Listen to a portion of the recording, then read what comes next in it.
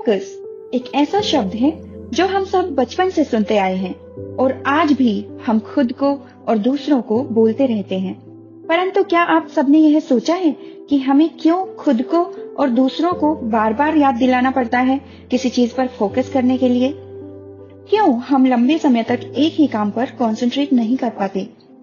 Friends, इसका सबसे बड़ा कारण है डिस्ट्रैक्शन।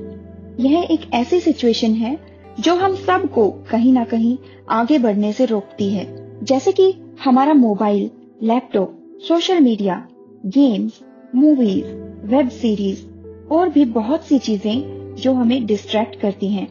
हम सब अक्सर प्रोडक्टिव कामों से भागते रहते हैं और बार बार जाकर ऐसे काम करते हैं जिनसे हमें आनंद मिलता है, लेकिन साथ ही वो हमारी प्रोडक्टिविटी को भी कम करते जाते हैं और हमें पता ही नहीं चलता। फ्रेंड्स, आज हम क्रिस बेली द्वारा लिखी गई बुक हाइपर फोकस पर चर्चा करेंगे और कुछ ऐसे टिप्स जानेंगे जिनको यूज करके हम खुद को और अधिक महत्वपूर्ण बना सकते हैं। Just as you are what you eat, you are what you pay attention to. आप सबने इस सेंटेंस का पहला हिस्सा तो सुना ही होगा कि हम जो खाते हैं हम वैसे ही होते हैं। ठीक वैसे ही लेखक कहते हैं कि हमारा कैरेक्टर या बिहेवियर हमारी अटेंशन पर भी डिपेंड करता है कि हम अपना ध्यान ज्यादातर किन कामों पर लगाते हैं। आप सबने सोचा है कि हम सबको गेम खेलना, सोशल मीडिया पर स्क्रॉल करते रहना, मूवी देखना, ये सब क्यों पसंद होते हैं?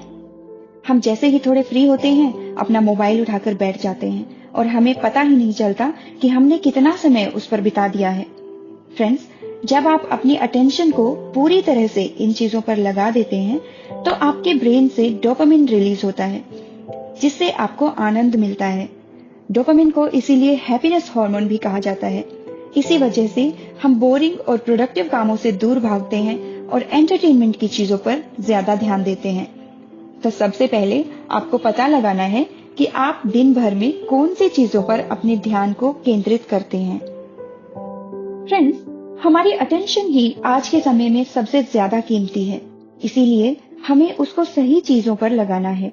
अगर आपने मेरा लास्ट वीडियो देखा होगा तो आप सब जान गए होंगे कि हम अपने डे टू डे कामों को करने के लिए कॉन्शियस माइंड का यूज करते हैं, राइट? सो कुछ भी कॉन्शियसली करने के लिए हमारा अटेंशनल स्पेस बहुत मायने रखता है। एट प्रेजेंट हम जो काम कर रहे हैं उससे रिलेटेड सारी इंफॉर्मेशन हमारे अटेंशनल स्पेस में होती है और अटेंशनल स्पेस बिल्कुल कंप्यूटर की रैम के जैसे होता है, उन सब चीजों को होल्ड करके रखता है। ये सब चीजें नेचुरली होती हैं और हमें सिर्फ इनको समझने की जरूरत है और ये देखने की जरूरत है कि हमारे दिमाग के अटेंशनल स्पेस में हम क्या स्टोर कर रहे हैं।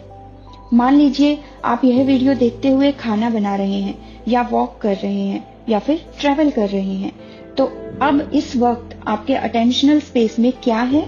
नंबर 1, यह बुक समरी। नंबर 2, आप इसके साथ साथ जो भी काम कर रहे हैं उससे रिलेटेड इंफॉर्मेशन।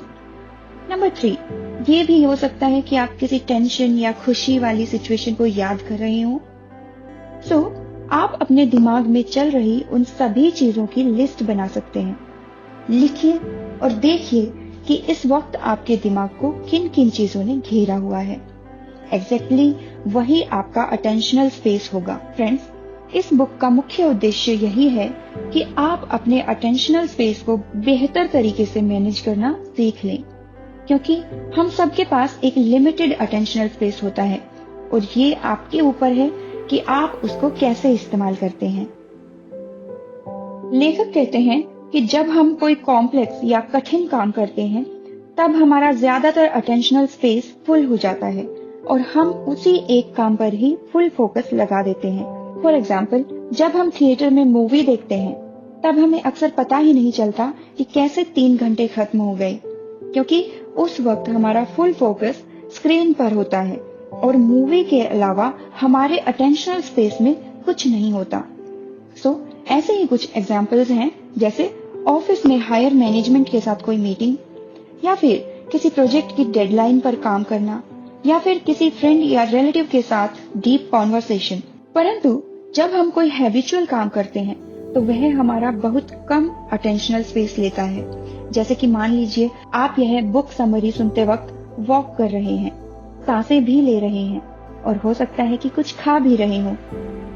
इस सिचुएशन में आपके अटेंशनल स्पेस में कुछ हैबिचुअल टास्क हैं, जैसे ब्रीदिंग, वॉकिंग, ईटिंग।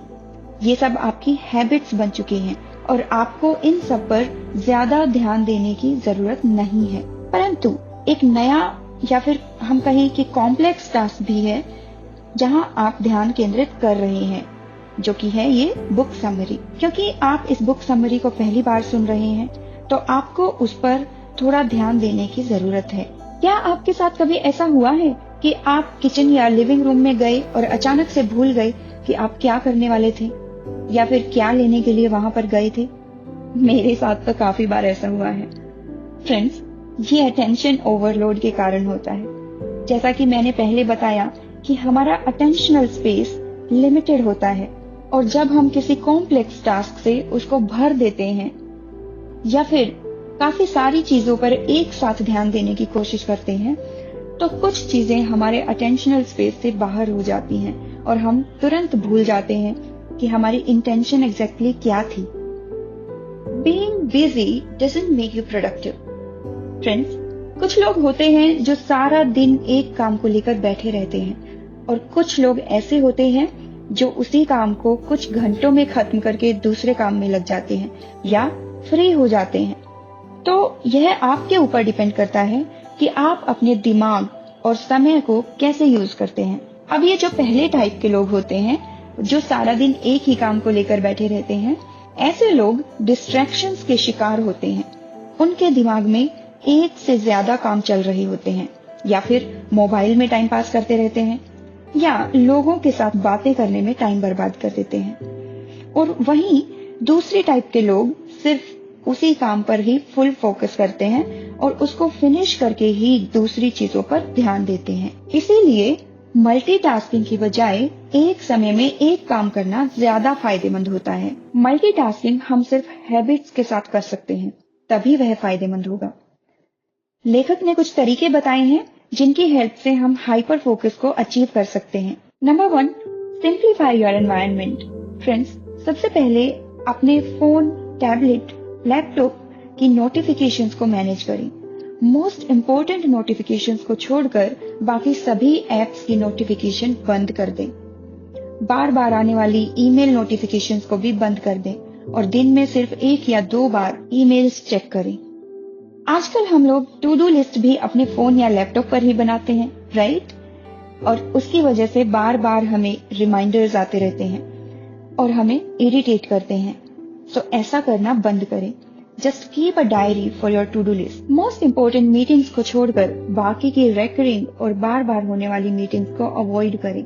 हमारी सबसे बड़ी डिस्ट्रैक्शन इंटरनेट है, तो आप अपने लिए रूल बना सकते हैं कि आप 8 PM to 8 AM अपना इंटरनेट बंद रखेंगे या फिर नो डिवाइस संडेज भी प्लान कर सकते हैं।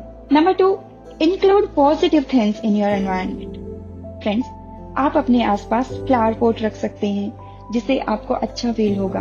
अपने सामने एक व्हाइट बोर्ड या डायरी रखें कि आप अपने इम्पोर्टेंट काम को उस पर लिख सकें। रात को सोते वक्त अपने पास फोन रखने की बजाय अपने बेड के पास बुक्स को रखें ताकि आपको याद रहे कि सोने से पहले आपको रीड करना है। लिविंग रूम में टेबल पर फ्रूट्स रखें। ये सब करने से आपका एनवायरनमेंट पॉजिटिव रहेगा और आपका एंड गोल अचीव करने में आपकी मदद करेगा। Number 3, cleanliness of your environment. काम फिनिश होने के बाद हमेशा अपना टेबल क्लीन करें। बुक्स, डायरीज को अपनी जगह पर रखें। आपके आसपास का एनवायरनमेंट क्लीन रहेगा तो आपका मन भी शांत रहेगा और अच्छी चीजों पर कंसंट्रेट कर पाएगा। Number 4, clearing your mind. Friends, हमारे सारे डिस्ट्रैक्शंस बाहरी नहीं होते, हमारे दिमाग के अंदर भी बहुत सी चीजें चल रही होती हैं जिसके कारण हम प्रेजेंट टास्क पर बेटर फोकस नहीं कर पाते। सो जहां तक हो सके अपने दिमाग को शांत रखें और चीजों को याद रखने की कोशिश करने की बजाय कुछ चीजों को टू डू लिस्ट में या कैलेंडर में मार्क कर दें ताकि वो आपके अटेंशनल स्पेस को घेर कर न रख पाए। An empty brain is a productive brain.